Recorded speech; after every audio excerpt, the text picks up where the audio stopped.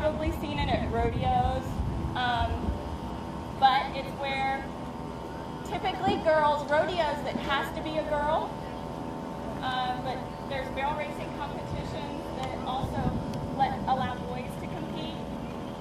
There's several different types of competitions that we'll have barrel racing in.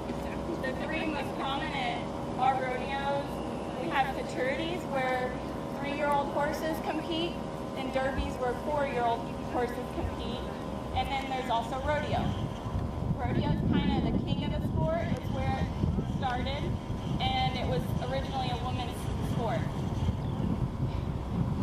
The good thing about barrel racing is that they don't care what you look like. They don't care what the horse looks like. They don't care how much you spend on your horse. You can buy a $500 horse, save it from going to the meat market, and you can go compete and win. And actually, the very top horse in our sport came from just that place. You also can spend hundreds of thousands of dollars and win hundreds of thousands of dollars. So that's the reason I chose barrel racing. I have a lot of friends that ride English, and I love anything to do with horses, but I stuck with barrel racing because there's no judge to tell you if you did or didn't do it right, and there's a lot of money to be won. And it's that timer that when you go through it and you go your pattern and you go back through it, that's what tells you who wins. So that's the cool part.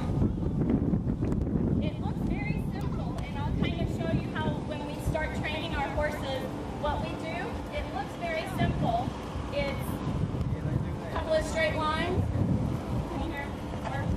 Morgan, can you turn it up a little still? But the pattern is very simple. You go a couple of straight lines and 3 turns.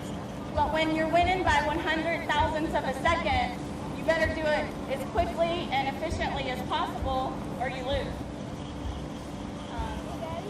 They have started what's called a divisional races, and they'll take winners, and then they'll go a couple seconds off and take another winner in another division. And it's made it where people of all ages and all types of experience can compete and potentially win money. So it's made the sport really big. You can go, Perry is where we have our finals. It was moved from Mississippi. And Perry, there's over 2,000 competitors, and they all potentially can win money from being the fastest to almost the slowest. So it made it interesting, and it's made it fun for the family. So if you get a horse and you want to start them on barrels, you've got to look for a horse that has 2 things. First of all, they're put together right. They've got nice angles so that they can run, and they can also get up under themselves. They're not put together like a racehorse. Typically, racehorses are for long stride, and they don't have what it takes to get up under themselves to make a fast turn. You also want to make sure that they have a good mind, because if you start out with a hot horse and you teach them to run and be in a fair type atmosphere with lots of crowds, then you're just going to have a hot, crazy horse. So you always want to make sure that you start out with a good mind, and you start out with a good confirmation how that horse is built, so that you can not waste your time. This horse here, my family bred it. We had the stallion, we had the mother, so we knew what we were getting. And he's my 2nd string horse, and he's has a lot of potential and is showing a lot of improvement just very recently too. We just came back yesterday. We won 7th at a horse show with over 150 horses, and we had a little bobble. And what a bobble is when you don't get around that barrel just like you want. So I'll show you how we want. We typically start coming down the alley, which is at a show they'll have an entry where you enter into the arena, and that's called your alley. And you'll start coming right about up straight to your 3rd barrel.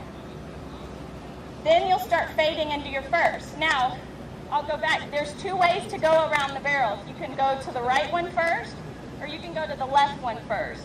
But whichever one you do first, you have to turn the opposite on the next 2. Okay, so you can do either way, and it just depends on what your horse prefers. But you'll come to the 1st barrel, and you'll stop at what's called your rate point, And when you're training a horse, you'll just teach them to have a long stride coming to here and then shorten their stride. So it's not a stop, but a rate down to a slower speed. I like to put points around my barrels. It makes it really easy to people to learn. But I'll put the first point right here where his shoulder is at the barrel. The second point is right when my foot passes the barrel. The third point is when my foot passes the barrel on the back side. And my fourth point is when my horse is set up straight to go to the next barrel. So I'll let him trot this way.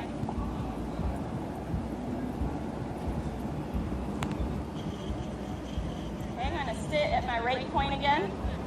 This is our first point, our second point,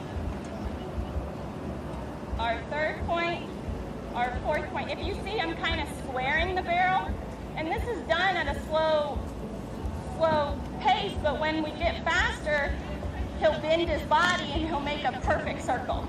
So it's kind of a square when we go slow, but as we go fast, it'll make a perfect fast circle. Okay? We want to keep his bottom in. I want to make sure he's going straight from that point to this point.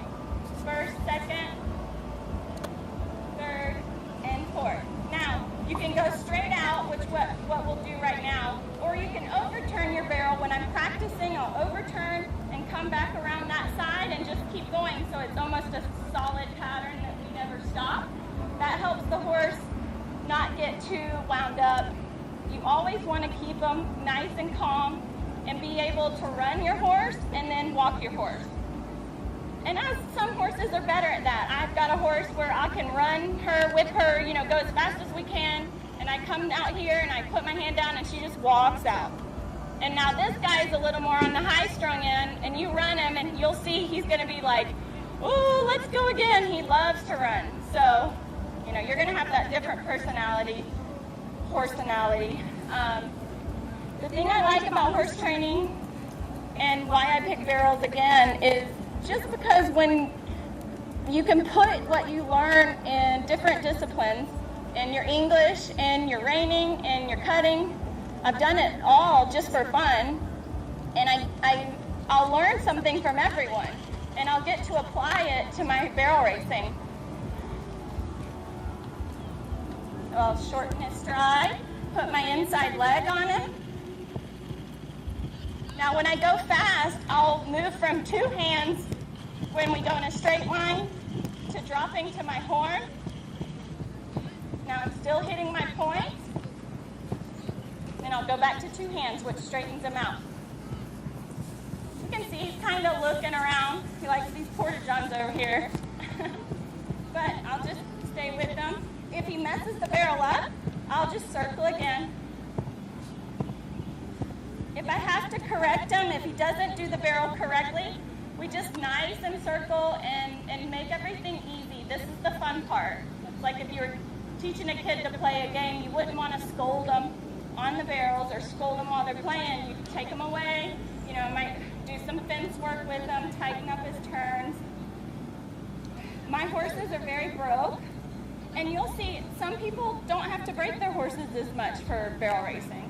You can take a horse that's not very broke, but just very athletic, and I've seen some people that don't know what lead they're on win. It's kind of frustrating. But it's cool also because if the horse is naturally able to do it, some are born, they'll come out and they'll run around in circles.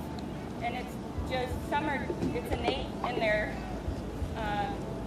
breeding. And we're breeding a lot more for barrel racing. But some horses, I like my horse with a very good foundation on him because then if we mess up and we add speed and he has trouble, I can take him back slow and fix it. Where if you just start a horse and just start running fast, you don't really have anything to go back to when you have problems. They get so hot and they don't understand. So I like to err on the two-train side.